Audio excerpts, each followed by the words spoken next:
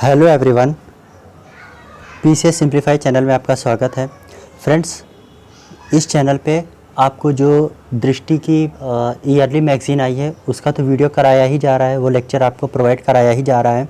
साथ में daily current affairs भी इस पे डेली करंट अफेयर्स के वीडियो पढ़ते हैं और बहुत शॉर्ट में क्या काफ़ी ब्रीफ बताया जाता है। अननेसेसरी कोई बात इस पे नहीं की जाती है, तो उसको भी आप देख के अपनी तैयारी को और अच्छा कर सकते हैं। आइए शुरू करते हैं। आज देखिए, हमने इस पे नेशनल और इंटरनेशनल पूरे जो न्यूज़ है उसको कवर कर लिया है। आज हम इस पे कंप्लीट करेंगे अपना इकोनॉमिक, जो भी आर्थिकी में जितनी भी घटनाक्रम हुई हैं पूरे साल भर का, वो हम इस पे कवर करेंगे।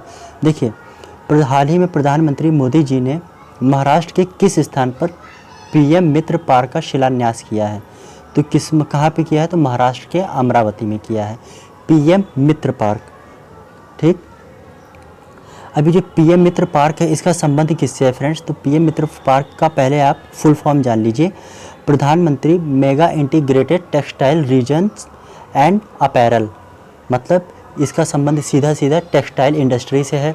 जैसे कि आपको पता है कि विश्व में सबसे ज़्यादा जो टेक्सटाइल का मतलब अच्छा उत्पादन करते हैं वो अभी तक बांग्लादेश के पास इसका स्टेटस था, लेकिन वहाँ पे अनस्टेबिलिटी आने से वहाँ की प्रधानमंत्री जो शेख हसीना जी थी उनको अपदस्थ कर दिया गया वहाँ के कुछ प्रोटेस्टर्स के द्वारा, जिस वजह से वहाँ पे अब ये जो टेक्सटाइल इंडस्ट्री है वैसा परफॉर्मेंस नहीं कर पा रही है जैसा वो कर पाती थी। इसीलिए इसके मद्देनज़र भारत ने अपने टेक्सटाइल इंडस्ट्री को बढ़ाने के लिए नए नए इनिशिएटिव शुरू कर दिए हैं। और ऐसा नहीं है कि भारत बांग्लादेश को पीछे करने के लिए, ऐसा बिल्कुल नहीं है। हम अपनी टेक्सटाइल इंडस्ट्री को बढ़ाने के लिए ऐसा कर रहे हैं। ठीक, नेक्स्ट क्वेश्चन पे आ जाइए। केंद्र सरकार ने, इसका एक और जो पार्ट है, केंद्र सरकार ने कितने पीएम मित्र पार्कों की स्थापना को मंजूरी प्रदान की है?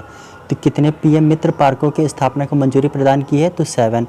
कौन कौन से, उनके नाम भी देख लेते हैं। विरुधनगर तमिलनाडु में, तेलंगाना के वारंगल में, गुजरात के नवसारी में, कर्नाटक के कुलबर्गी में, महाराष्ट्र के धार जिले में और लखनऊ के, उत्तर प्रदेश की राजधानी लखनऊ में, और ये जो 7वां है महाराष्ट्र के अमरावती में।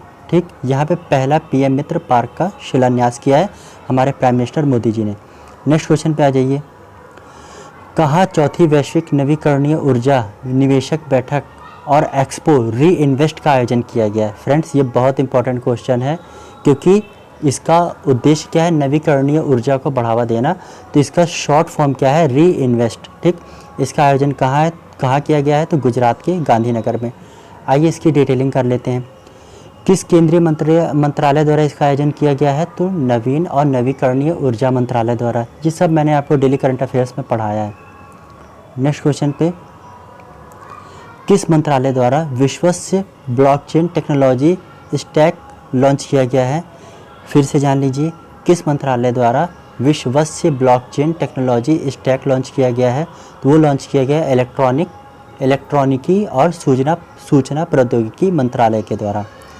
अब इसका उद्देश्य क्या है फ्रेंड्स? तो जो ब्लॉकचेन एज ए सर्विस प्रदान करना, इसका उद्देश्य है ब्लॉकचेन एज ए सर्विस प्रदान करना। नेक्स्ट क्वेश्चन पे आ जाइए।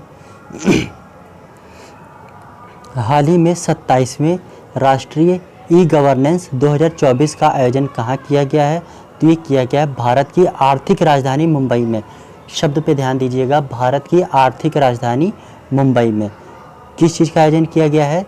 तो 27वें राष्ट्रीय ई गवर्नेंस सम्मेलन का। नेक्स्ट क्वेश्चन पे आ जाते हैं, इसी की डिटेलिंग कर लेते हैं। इस सम्मेलन में ई गवर्नेंस में जिला स्तरीय पहल श्रेणी में गोल्ड अवार्ड उत्तर प्रदेश की किस परियोजना को प्राप्त हुआ है? तो लैब मित्र को प्राप्त हुआ है। ठीक है, किस परियोजना को प्राप्त हुआ है? तो उत्तर प्रदेश की लैब परियोजना को प्राप्त हुआ है, लैब मित्र परियोजना को। लैब मित्र पहल कहाँ शुरू की गई? तो लैब मित्र पहल शुरू की गई है उत्तर प्रदेश की सांस्कृतिक राजधानी वाराणसी में। शब्द पे ध्यान दीजिएगा, उत्तर प्रदेश की सांस्कृतिक राजधानी वाराणसी में। नेक्स्ट क्वेश्चन पे आ जाइए। किसने अंतर्राष्ट्रीय फार्मा और स्वास्थ्य सेवा प्रदर्शनी IPHEX 2024 का उद्घाटन किया है? तो जितिन प्रसाद ने। ठीक, ये तो वैसे लेस क्वेश्चन लग रहा है, लेकिन अब है तो इसमें पढ़ लीजिए। नेक्स्ट क्वेश्चन पे, नाइट फ्रैंक द्वारा प्रकाशित प्राइम ग्लोबल सिटी इंडेक्स 2024 में प्रथम स्थान किसने प्राप्त किया है? तो प्रथम स्थान प्राप्त किया है फिलीपींस की राजधानी मनीला ने। फिलीपींस की राजधानी मनीला ने। नेक्स्ट क्वेश्चन पे आ जाइए। इसमें जो प्राइम ग्लोबल सिटी इंडेक्स में द्वितीय स्थान पे कौन रहा है? तो मुंबई रहा है, भारत से। ठीक, नेक्स्ट क्वेश्चन पे आ जाइए। सांख्यिकी और कार्यक्रम कार्यान्वयन मंत्रालय ने किस शीर्षक वाली अपनी पुस्तिका जारी की है? सांख्यिकी और कार्यक्रम कार्यान्वयन मंत्रालय ने किस शीर्षक वाली अपनी पुस्तिका जारी की है? तो वो कौन सी फ्रेंड? भारत में महिलाएं और पुरुष 2023, इस शीर्षक से सांख्यिकी और कार्यान्वयन मंत्रालय ने अपनी पुस्तक जारी की है। नेक्स्ट क्वेश्चन पे आ जाइए। नेक्स्ट क्वेश्चन क्या है, इसकी डिटेलिंग कर लेते हैं। इस पुस्तिका का कौन सा संस्करण जारी किया गया है? तो 25वां। इसके अनुसार भारत में वर्ष 2036 में लिंगानुपात कितना हो जाएगा? थोड़ा सा फैक्ट पहले जान लेते हैं। जो लिंगानुपात होता है फ्रेंड्स, वो कैसे मापा जाता है? तो प्रति 1000 पुरुषों पे महिलाओं की स्थिति मापी जाती है। ठीक, प्रति 1000 पे। तो इसके अनुसार वर्ष 2036 तक लिंगानुपात कितना होने की उम्मीद है? तो 952। मतलब 1000 पुरुषों पर महिलाओं की संख्या कितनी हो जाएगी वर्ष 2036 तक? 952 हो जाएगी। नेक्स्ट क्वेश्चन पे आ जाइए। भारत किस देश की मेजबानी में पहला बिम्स्टेक शिखर सम्मेलन का आयोजन किया गया? ठीक, किस देश की मेज़बानी में प्रथम बिम्स्टेक शिखर सम्मेलन की मेज़बानी की गई? तो वो भारत की अध्यक्षता में की गई, भारत की मेज़बानी में। मेज़बान वो होता है फ्रेंड्स जो होस्ट करता है। ठीक, नेक्स्ट क्वेश्चन पे आ जाते हैं। वर्ष 2024 की फॉर्च्यून ग्लोबल 500 सूची में शीर्ष रैंक प्राप्त करने वाली कंपनी कौन बन गई है? ये बन गई है वॉलमार्ट। शीर्ष स्थान प्राप्त करने वाली कंपनी कौन बन गई है? तो वॉलमार्ट। ये सूची कौन जारी करता है? तो फॉर्च्यून ग्लोबल 500। ठीक, मतलब इसमें टोटल 500 कंपनीज़ को रैंक किया गया है, जिसमें नंबर 1 पे कौन है? तो वॉलमार्ट है। इसकी डिटेलिंग कर लेते हैं। वर्ष 2024 की फॉर्च्यून ग्लोबल 500 लिस्ट में कितनी भारतीय कंपनियों को शामिल किया गया है? तो 9 भारतीय कंपनीज़ को शामिल किया गया है, जिसमें फ्रेंड्स भारत की तरफ से पहली कंपनी कौन बन गई है? तो ये बन गई है रिलायंस इंडस्ट्रीज़। लेकिन अगर हम ओवरऑल इसका रैंक देखें, मतलब 500 में इसकी रैंक देखें, तो वो कितनी है? तो वो है 86वीं, मतलब 86th रैंक पे है। ठीक, पहली कंपनी कौन बनी है? तो वो बनी है वॉलमार्ट। भारत की कितनी कंपनीज़ को इसमें शामिल किया गया? तो 9। भारत की तरफ से पहली कंपनी जो इसमें, मतलब भारत की तरफ से पहली कंपनी कौन बनी है? तो रिलायंस। अगर ओवरऑल इसकी रैंक देखते हैं तो 86वीं है। ठीक, नेक्स्ट क्वेश्चन पे आ जाइए। कौन सा राज्य किसानों से सभी फसलें न्यूनतम समर्थन मूल्य पर खरीदने वाला देश का पहला राज्य बन गया है? तो ये हरियाणा। अब आप समझ लीजिए न्यूनतम समर्थन मूल्य किसको कहते हैं? तो फ्रेंड, इसका आपने बहुत बार नाम सुना होगा, MSP। ठीक, मिनिमम सेलिंग प्राइस। इसका इंग्लिश में मिनिमम सेलिंग प्राइस कहते हैं। जो फसलें होती हैं फ्रेंड्स, इसको क्यों जारी किया जाता है?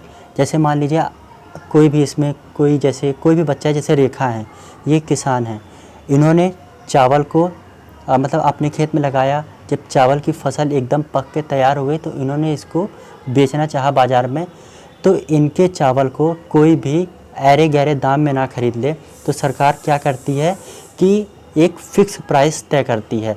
अगर इससे, जैसे मान लीजिए 2300 रुपये पर क्विंटल पे इन्होंने फ़िक्स कर दिया, इसके तहत क्या होगा कि अब 2300 रुपये पर क्विंटल से नीचे ये फसल नहीं बिकेगी।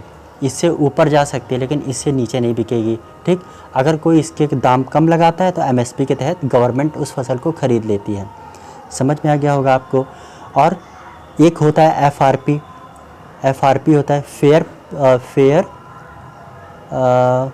FRP होता है फ्रेंड्स, जो कि गन्ने पे जारी किया जाता है। ठीक, FRP किस फसल पे जारी किया जाता है? तो गन्ने पे जारी किया जाता है। गन्ने पे MSP जारी नहीं किया जाता है। ये क्वेश्चन एग्ज़ाम में आ चुका है कि गन्ने की फसल पे क्या जारी किया जाता है? तो FRP जारी किया जाता है। बाकी MSP अदर फसलों पे जारी किया जाता है। MSP कितने फसलों पे जारी किया जाता है? पहले 22 था, अब 23 हो चुका है। नेक्स्ट क्वेश्चन पे आ जाइए। लौह धातु क्षेत्र के अनंतिम आंकड़ों के अनुसार भारत वर्ष 2024-25 में विश्व में सबसे बड़े एल्युमिनियम उत्पादकों में कौन से स्थान पे आ गया है? तो दूसरे स्थान पे। सिंपल ये लैंग्वेज मत समझिए, आप सिंपल इतना समझिए कि भारत का विश्व में एल्युमिनियम उत्पादन में कौन सा स्थान प्राप्त हुआ है? तो वह है सेकंड। तो पहले पे कौन है फ्रेंड्स? पहले पे चाइना आ चुका है। ठीक, पहले पे चाइना है। इसकी थोड़ी डिटेलिंग कर लेते हैं। भारत वैश्विक स्तर पर सबसे बड़े चूना उत्पादकों में किस स्थान पे है फ्रेंड्स? तो चूना उत्पादकों में भारत का रैंक है तीसरा। नेक्स्ट क्वेश्चन पे, भारत विश्व में सबसे बड़े लौह अयस्क उत्पादकों में कौन से नंबर पे आ गया है? तो अब ये जो लौह अयस्क होता है ना, ये क्या होता है फ्रेंड? जो लोहा निकाला जाता है खदानों से, तो वो एकदम प्योर फॉर्म में नहीं होता है। जैसे हमने कभी भी लोहा यूज़ तो किया ही होगा आप सब ने, तो जो लोहा होता है वो जिस तरीके से हमारे सामने आता है वो वैसा नहीं होता है, उसमें कई सारी अशुद्धियाँ मिली होती हैं। तो इसी को अयस्क कहते हैं, जो अशुद्धियाँ होती हैं उसी को अयस्क कहते हैं। तो अगर ये लोहा इससे निकाला जाता है तो उसको मतलब लौह अयस्क कहेंगे, आयरन ओर कहेंगे। ठीक, तो इसी के उत्पादन में, लौह अयस्क उत्पादन में भारत की कौन सी रैंक है? तो चौथी रैंक है। नेक्स्ट क्वेश्चन पे आ जाइए। WTO का फुल फॉर्म क्या है? World trade organisation. WTO की विश्व व्यापार सांख्यिकी रिपोर्ट 2023 के अनुसार भारत वर्ष 2023 में वैश्विक कृषि उत्पादन में कौन से स्थान पे है? तो 8वें स्थान पे। ये बहुत इंपॉर्टेंट फैक्ट है एग्रीकल्चर से रिलेटेड, क्योंकि क्या हुआ है कि वर्ष 2023 में भारत का जो कृषि निर्यात है वो घटा है फ्रेंड्स। इसमें इन्होंने फैक्ट वो नहीं दिया है, लेकिन मैंने आपको डेली करंट अफेयर में उसमें कराया हुआ है, इकोनॉमी वाले सेक्शन में। वहाँ पे आप देख लीजिएगा कि भारत का निर्यात वर्ष 2000, देखिए इन्होंने वर्ष 2023 का डेटा दिया है, तो वर्ष 2022 की तुलना में भारत का कृषि एक्सपोर्ट घटा, इसीलिए हम 8वें नंबर पे आ गए हैं। नेक्स्ट क्वेश्चन पे आ जाइए। कौन सा राज्य 75 जनपदों में डिजिटल क्रॉप सर्वे के माध्यम से फसल उत्पादन का आकलन करने वाला पहला राज्य बन गया है? तो वो कौन बन गया है? अपना प्रदेश, उत्तर प्रदेश। ठीक, कैसे ये करेगा? तो डिजिटल क्रॉप सर्वे के माध्यम से। जैसे कि आपको पता ही है कि भारत में कितने ज़िले हैं? 75 ज़िले हैं। ठीक, और 76वां ज़िला बनाने की कवायद चल रही है, प्रस्तावित हो चुका है, कभी भी बन सकता है, तो लेकिन अभी हम 75 ही मानेंगे। तो 75 ज़िलों में डिजिटल क्रॉप सर्वे के माध्यम से फसल उत्पादन का आकलन करने वाला पहला राज्य कौन बन गया है भारत का? तो अपना उत्तर प्रदेश। नेक्स्ट क्वेश्चन पे आ जाइए। किस राज्य सरकार ने भारत का पहला चावल ATM लॉन्च किया है? चावल ATM या इसको ग्रेन ATM भी कहते हैं। तो ये उड़ीसा सरकार ने लॉन्च किया है। फ्रेंड्स, कहाँ पे लॉन्च किया है? तो भुवनेश्वर, अपनी राजधानी भुवनेश्वर में। इसमें नहीं लिखा है लेकिन मैं बता दे रहा हूँ, भुवनेश्वर में लॉन्च किया गया है। इस ATM का क्या नाम रखा गया है? और ये 5 मिनट में लगभग 50 किलोग्राम अनाज दे सकता है। ये 24 घंटे चलेगा। इसका सबसे इम्पॉर्टेंट फैक्ट ये है कि 24 घंटे अवेलेबल होगा। ठीक है, तो इसका क्या नाम रखा गया है? तो अन्नपूर्ति अनाज ATM। अन्नपूर्ति अनाज ATM। एक एडिशनल फैक्ट जान लीजिए, ATM का फुल फॉर्म क्या होता है? तो ऑटोमेटिक टेलर मशीन होता है इसका फुल फॉर्म। ठीक, नेक्स्ट क्वेश्चन पे आ जाइए। किस पत्तन पर भारत की पहली एकीकृत कृषि निर्यात सुविधा स्थापित की गई है? तो कहाँ पे स्थापित की गई है? तो फ्रेंड्स, जवाहरलाल नेहरू पोर्ट, मुंबई। इसका अदर नाम क्या है? इसका दूसरा नाम है न्यावा श्यावा पोर्ट।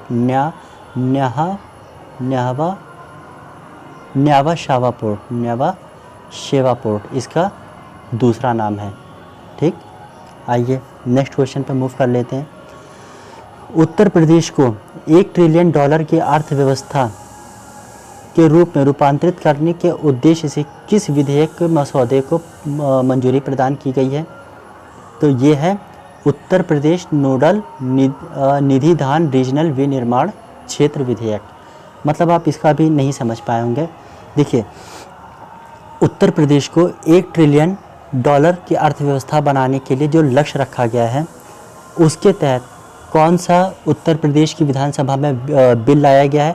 विधेयक को इंग्लिश में बिल कहते हैं। और जब बिल प्रॉपर साइन होके राज्यों में राज्यपाल से साइन हो जाता है तो वो एक्ट बन जाता है, और केंद्र में राष्ट्रपति के साइन हो जाते हैं तो वहाँ पे वो एक्ट बन जाता है।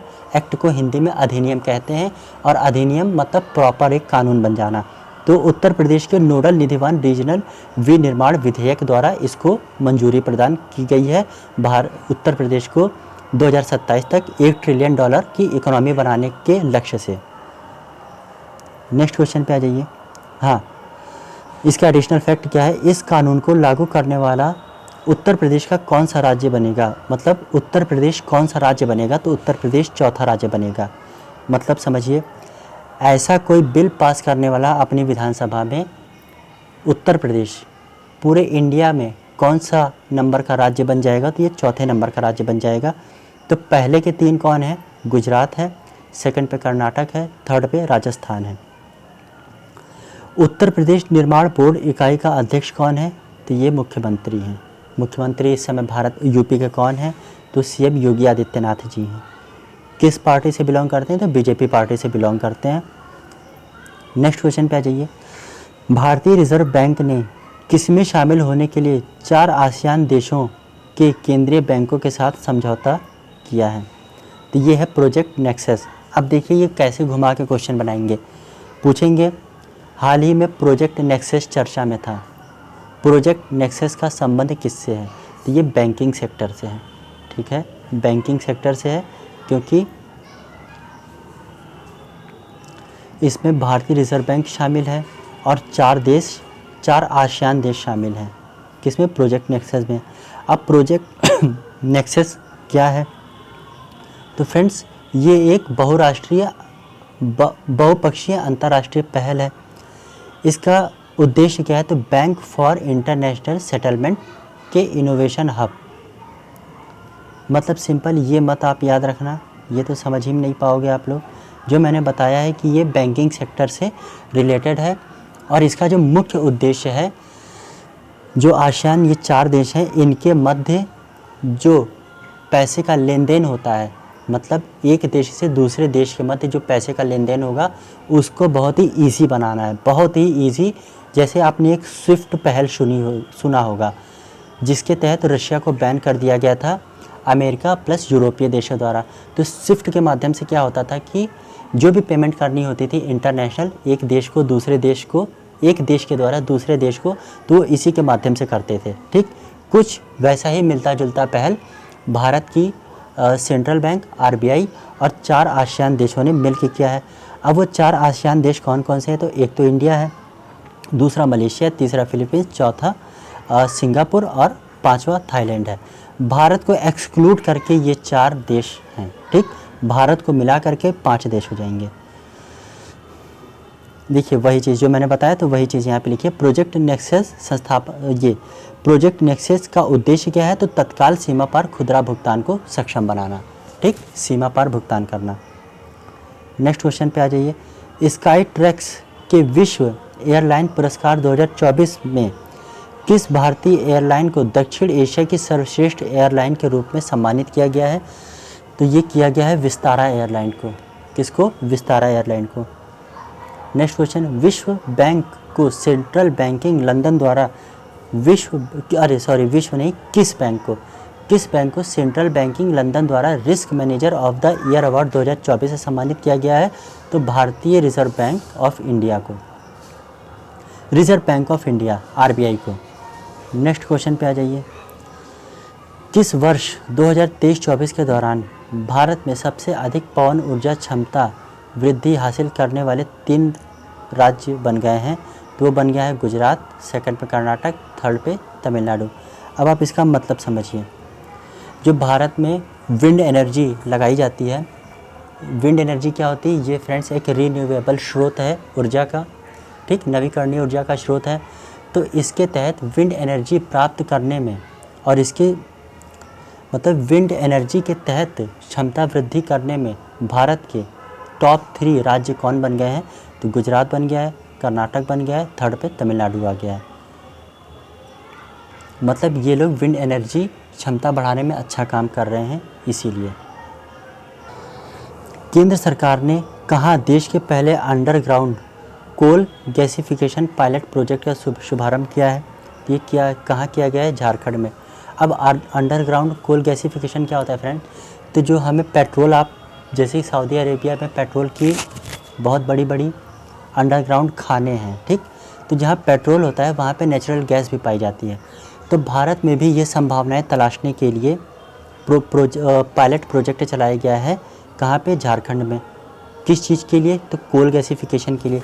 कोल गैसिफिकेशन क्या है? तो कोयला जहाँ होता है वहाँ पे गैस भी पाई जाती है, और जहाँ पेट्रोलियम होता है वहाँ पे भी नेचुरल गैसेस पाई जाती हैं। तो उन्हीं को एक्सट्रैक्ट करने के लिए, मतलब ज़मीन से निकाल करके और लोगों को कंज्यूम करने के लिए उनको मतलब उनके पास भेजा जा सके, इसके लिए एक पायलट प्रोजेक्ट कहाँ चलाया गया? तो झारखंड में। अब पायलट प्रोजेक्ट क्या होता है फ्रेंड्स? तो कोई बड़ी परियोजना को चलाने से पहले उसकी एक छोटे रूप में ट्रायल लिया जाता है, उसका एक छोटा ट्रायल रूप लिया जाता है, और ट्रायल अगर सक्सेसफुल हो जाता है तो फिर उसी परियोजना को वृहद लेवल पे चला के उससे उत्पादन शुरू कर दिया जाता है। Next question, global electricity review 2024 report के अनुसार, रिपोर्ट किसने जारी की है? तो ये जारी की है एम्बर इंस्टीट्यूट ने जारी की है। ग्लोबल इलेक्ट्रिसिटी रिव्यू 2024 रिपोर्ट किसने जारी की है? तो एम्बर ने जारी की है। ये क्या है फ्रेंड्स? ये ऊर्जा थिंक टैंक है। नेक्स्ट क्वेश्चन पे आ जाइए। World wealthiest cities,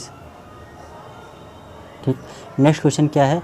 world wealthiest cities report 2024 हाल ही में चर्चा में थी।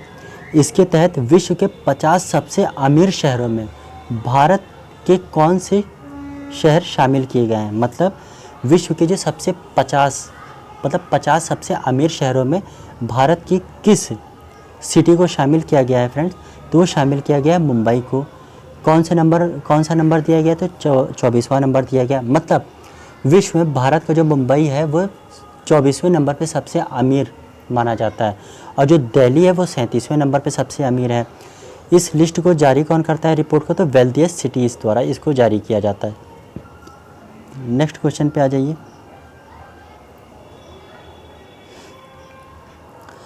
विश्व प्रवासन रिपोर्ट 2024 हाल ही में चर्चा में आई। प्रवासन कौन, मतलब प्रवासी कौन होते हैं? जैसे कि मान लीजिए कोई अमित नाम का लड़का है, वो बिहार में रहता है, वो काम करने के लिए मुंबई चला गया, तो ये उसने प्रवास किया है, ठीक। ऐसे प्रवास मतलब एक राज्य से दूसरे राज्य में भी होते हैं और एक देश से दूसरे देश में भी होते हैं, तो इसको प्रवासन कहा जाता है। तो इसी पे एक रिपोर्ट जारी की गई है, विश्व प्रवासन रिपोर्ट, इंग्लिश में कहते हैं वर्ल्ड माइग्रेशन रिपोर्ट 2024। इसके तहत वर्ष 2022 में शीर्ष प्रेषण प्राप्तकर्ता देश कौन बन गया है? प्रेषण का मतलब आप समझ लीजिए क्या होता है। जो क्या होता है रेमिटेंस आप समझे। जैसे कि मान लीजिए अमित नाम का लड़का है, वो यूएई में कमा रहा है, वो यूएई में काम करने गया और उसने जो भी कमाया, ठीक, तो उसका कुछ हिस्सा वो अपने परिवार को भी भेजेगा। जैसे मान लीजिए $1000 उसने कमाया तो वो अपने परिवार को $800 भेज दिया, तो यही जो उसने अमाउंट भेजा है यही होता है प्रेषण, इंग्लिश में रेमिटेंस कहते हैं इसको। तो इसी पे ये रिपोर्ट जारी की गई है। तो विश्व प्रवासन रिपोर्ट 2024 मतलब ये इंस्टीट्यूट है एक, विश्व प्रवासन रिपोर्ट जारी की गई है। इसके तहत वर्ष 2022 में शीर्ष प्रेषण प्राप्तकर्ता देश कौन बन गया? तो ये पहला नंबर पे आ गया है भारत, दूसरे पे मैक्सिको, तीसरे पे चाइना। सिर्फ इतने को ही याद रखिए, 3 तक पूछ लेता है। वैसे इसमें भारत नंबर 1 है तो भारत को ही पूछेगा, अदर को नहीं पूछेगा। तो आई होप आपको समझ में आ गया होगा। Oxford economics global cities index 2024 में भारतीय शहरों में सर्वश्रेष्ठ रैंक किसको प्रदान की गई है? तो ये दिल्ली को प्रदान की गई है। कौन सा नंबर इनको दिया गया, तो 350वां नंबर दिया गया है। फ्रेंड्स ये नहीं पूछेगा क्योंकि इसमें कंडीशन काफ़ी बदतर दिखाई गई है। 350 रैंक में दिया गया है इकोनॉमिकली ग्लोबल सिटीज़ इंडेक्स में, मतलब मजबूत शहरों में, जो कि इकोनॉमिकली कितने ज़्यादा मजबूत शहर हैं उसमें ये रैंक दी गई है। तो इस रैंक को तो पीसीएस नहीं पूछेगा, आप निश्चिंत रहिए, इसको आप छोड़ सकते हैं। ग्लोबल सिटीज़ इंडेक्स 2024 सूची में शीर्ष स्थान पाने वाले शहर कौन कौन से हैं, तो पहले पे है न्यूयॉर्क, दूसरे पे है लंदन, तीसरे पे है सेंट जोन्स और चौथे पे टोक्यो है। नेक्स्ट क्वेश्चन पे आ जाइए। संयुक्त राष्ट्र व्यापार और विकास सम्मेलन अंकटाड अब किस नाम से जाना जाएगा, तो ये जाना जाएगा यूएन ट्रेड एंड डेवलपमेंट। अब इनकी थोड़ी सी हिस्ट्री जान लेते हैं। जो अंकटाड है ये किस पे फोकस करता है फ्रेंड्स, ये फोकस करता है ट्रेड पे, ठीक। अब इसी का नाम इन लोगों ने बदल के क्या कर दिया है, तो United nation trade and development, संयुक्त राष्ट्र व्यापार और विकास, इसका नाम पड़ गया है। हाँ, अंकटाड की स्थापना कब हुई थी, तो 1964 में हुई थी। ये इसका स्टैटिक पोर्शन है, ठीक, इसको याद रखिएगा। नेक्स्ट क्वेश्चन पे, ये सबसे इम्पोर्टेंट, अभी तक की जितनी भी रिपोर्ट्स आई हैं ना उसमें सबसे इम्पोर्टेंट, मानव विकास संस्थान, ठीक, और अंतर्राष्ट्रीय श्रम संगठन ILO ने किस शीर्षक से एक रिपोर्ट जारी की है, तो इन्होंने जारी किया भारत रोजगार रिपोर्ट 2024, ठीक। किसने मानव विकास संस्थान, ह्यूमन डेवलपमेंट इंडेक्स इंस्टीट्यूट और ILO इंटरनेशनल लेबर ऑर्गेनाइजेशन ने भारत के संबंध में एक रिपोर्ट जारी की गई है। तो उसका टाइटल क्या है फ्रेंड्स, तो उसका टाइटल है भारत रोजगार रिपोर्ट 2024। अब देखिए इसके बारे में कोई प्रोविज़न हो तो पढ़ लेते हैं। कोई प्रोविज़न इसमें नहीं दिया है सीधा। हाँ, जो ILO है ना, ILO की स्थापना कब हुई थी, ILO की स्थापना हुई थी 1919 में। ILO का हेडक्वार्टर कहाँ है, तो ILO का हेडक्वार्टर है फ्रांस की राजधानी पेरिस में, नहीं, फ्रांस की राजधानी पेरिस में नहीं है, जेनेवा में है, स्विट्ज़रलैंड के जेनेवा में। कभी कभी मिस्टेक हो जाती है। नेक्स्ट क्वेश्चन पे आ जाइए। लक्षद्वीप में अपनी शाखा खोलने वाला भारत का प्रथम निजी बैंक कौन बन गया है, तो ये HDFC बैंक बन गया है, ठीक। ये बहुत ही इंपॉर्टेंट क्वेश्चन है, इसको ज़रूर याद रखिएगा। इसके पीछे छोटी सी हिस्ट्री है लेकिन उसको बताएंगे तो समय ज़्यादा हो जाएगा, इसीलिए आगे बढ़ते हैं। किस प्लेटफॉर्म को नीति और सुशासन के लिए डिजिटल सार्वजनिक अवसंरचना बनाने हेतु शुरू किया गया है, तो नीति फॉर स्टेट्स। एक बार फिर से, किस प्लेटफॉर्म को नीति और सुशासन के लिए डिजिटल सार्वजनिक अवसंरचना बनाने हेतु शुरू किया गया है, तो नीति फॉर स्टेट्स को। नेक्स्ट क्वेश्चन, विश्व व्यापार संगठन का 13वां मंत्री स्तरीय सम्मेलन कहाँ आयोजित किया गया है, तो ये आयोजित किया गया है UAE की राजधानी अबू धाबी में। नेक्स्ट क्वेश्चन, हाल ही में 21वां बायो एशिया शिखर सम्मेलन 2024 का आयोजन कहाँ किया गया, तो ये किया गया है तेलंगाना की राजधानी हैदराबाद में। नेक्स्ट क्वेश्चन, राज्य ऊर्जा दक्षता सूचकांक 2023 में प्रत्येक समूह में शीर्ष प्रदर्शन करने वाला राज्य या संघ शासित प्रदेश कौन है, तो देखिए समूह 1 में नंबर 1 प्रदर्शन करने वाला राज्य कर्नाटक है, समूह 2 में नंबर 1 प्रदर्शन करने वाला राज्य आंध्र प्रदेश है, समूह 3 में असम है, समूह 4 में चंडीगढ़ है। नेक्स्ट क्वेश्चन आ जाइए। सामाजिक विकास आयोग कमीशन फॉर सोशल डेवलपमेंट के 62वें सत्र की अध्यक्षता किसने की है, तो ये भारत ने की है। सामाजिक विकास आयोग के 62वें सत्र की अध्यक्षता भारत ने की है। नेक्स्ट क्वेश्चन, भारत की सबसे बड़ी बैटरी ऊर्जा भंडारण प्रणाली का शुभारंभ हाल ही में किया गया, कहाँ किया गया है, तो ये छत्तीसगढ़ में किया गया है। छत्तीसगढ़ के किस गांव में किया गया है, किस जगह पे किया गया है, तो राजनांदगांव। छत्तीसगढ़ वाले बच्चे राजनांदगांव को भी याद कर लेंगे, अदर स्टेट वाले हैं तो वो सिर्फ छत्तीसगढ़ भी याद करके अपना काम चला सकते हैं। फोर्ब्स द्वारा जारी की गई रिपोर्ट के अनुसार विश्व की सबसे मजबूत मुद्रा कौन सी है, तो हाल ही में फोर्ब्स ने अपनी एक रिपोर्ट जारी की। इसके अनुसार विश्व की सबसे मजबूत मुद्रा कौन बन गई है फ्रेंड्स, तो ये कुवैती दिनार बन गई है, कुवैती दिनार बन गई है, ठीक। नेक्स्ट क्वेश्चन पे आ जाइए। हाँ, विश्व की सबसे मजबूत मुद्रा में डॉलर का स्थान कहाँ पहुँच गया है, तो फ्रेंड्स ये 10वें नंबर पे पहुँच गया है। जैसे कि आप लोग को पता भी होगा कि पूरे विश्व में एक डी-डॉलराइजेशन की लहर सी चल गई है, जिसके वजह से जो विश्व के अधिकांश देश हैं वो डॉलर की जगह अब अपने अपने देश की करेंसी में व्यापार करना ज़्यादा सुगम समझ रहे हैं, क्योंकि डॉलर कब मत छोड़िए इस बात को, आगे बढ़ते हैं। ब्लूमबर्ग के अनुसार बाजार पूंजीकरण यानी मार्केट कैपिटलाइजेशन के संदर्भ में विश्व के सबसे बड़े शेयर बाजार में भारत को पहली बार कौन सा स्थान मिला है? तो ये स्थान मिला है चौथा स्थान। इस रैंकिंग में शीर्ष 3 देश कौन हैं? मतलब जिनका बाजार पूंजीकरण में शेयर मार्केट का स्थान सबसे उच्च है, उसमें पहली रैंक कौन पाया? अमेरिका। दूसरी रैंक कौन पाया? तो चाइना। तीसरी रैंक पे है जापान और 4th नंबर पे आ गया है अपना देश भारत। नेक्स्ट क्वेश्चन पे आ जाइए।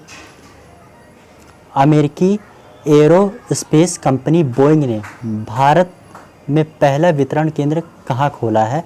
ये खोला है उत्तर प्रदेश के खुर्जा में। ठीक, अमेरिकी एरोस्पेस कंपनी जो बोइंग है, इसने पहला वितरण केंद्र भारत के किस राज्य में खोला है? तो ये खोला है उत्तर प्रदेश राज्य में। उत्तर प्रदेश में भी कहाँ पे? तो खुर्जा में। हम यूपी वाले खुर्जा भी याद करेंगे।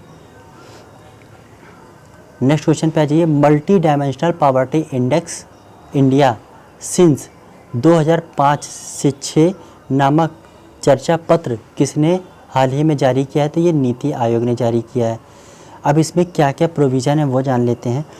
तो भारत में जो बहुआयामी निर्धनता वर्ष 2013-14 में 29.17% से घटकर वर्ष 2022-23 में कितनी रह गई है? तो 11.28। इसको आसान भाषा में समझिए। वर्ष 2013-14 में भारत में गरीबी कितनी थी? तो भारत में गरीबी थी आपकी 29.17%। ठीक, 29.17%। यही गरीबी 2022-23 में घटकर कितनी हो गई है? तो यही गरीबी 22-23 में भारत की घटकर हो गई है 11.28%। ठीक, ये आंकड़े किसने जारी किए? तो ये आंकड़े जारी किए नीति आयोग ने। इस दौरान भारत में कितने लोग बहुआयामी निर्धनता से बाहर निकले? तो इन 9 से 10 सालों में भारत में लगभग 24.82 करोड़ लोग बाहर निकले हैं बहुआयामी निर्धनता से। किस प्रदेश ने सर्वाधिक लोग बहुआयामी निर्धनता से बाहर निकले हैं? जो नीति आयोग की रिपोर्ट है, इसके अनुसार किस राज्य के लोग जो हैं सबसे ज़्यादा बहुआयामी निर्धनता से बाहर आए हैं? तो अपने प्रदेश उत्तर प्रदेश से। ठीक, लगभग कितने? लगभग 6 करोड़ लोग बाहर आए हैं बहुआयामी निर्धनता से। कहाँ पे? तो यूपी में। नेक्स्ट क्वेश्चन क्या है? विश्व आर्थिक मंच इंग्लिश में इसको कहते हैं वर्ल्ड इकोनॉमिक फोरम की 54वीं वार्षिक बैठक कहाँ आयोजित की गई है? तो 54वीं वार्षिक बैठक आयोजित की गई है फ्रेंड्स स्विट्ज़रलैंड के दावोस में। स्विट्ज़रलैंड के दावोस में। बहुत इंपॉर्टेंट क्वेश्चन है, ध्यान रखिएगा, इसको तो रट ही डालिएगा। नेक्स्ट क्वेश्चन पे आ जाइए। किसने ग्लोबल रिस्क रिपोर्ट 2024 जारी किया? ग्लोबल रिस्क रिपोर्ट किसने जारी किया है? तो ये वर्ल्ड इकोनॉमिक फोरम ने जारी किया है। ठीक है, आइए नेक्स्ट क्वेश्चन पे।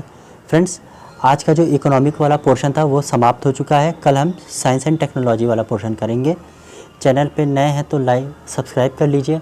बाकी बच्चे लाइक शेयर भी कर दिया कीजिए, इससे मोटिवेशन मिलता है। धन्यवाद।